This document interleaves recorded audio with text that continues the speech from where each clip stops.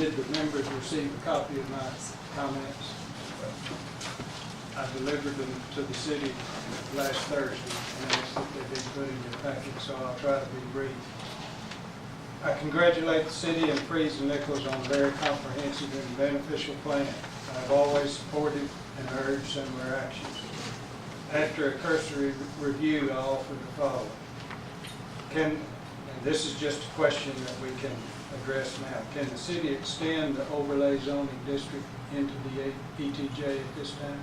No. The zoning is one of the few things, well, you can't extend zoning into the ETJ, only city limits. When the county built the golf course, I urged them strongly to locate it there to fire protection to the entry to the city.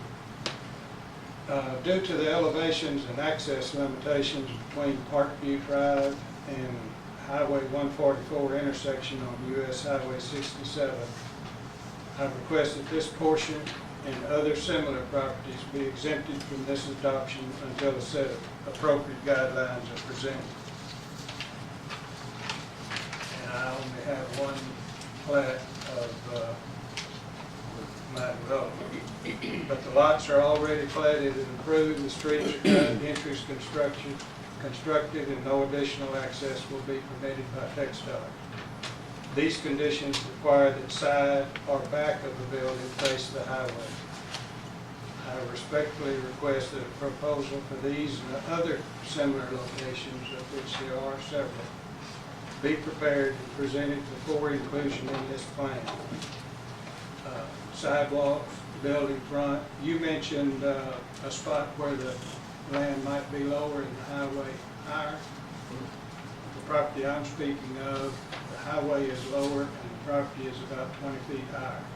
And it is going to necessarily front on Longhorn Drive, which runs parallel to 67.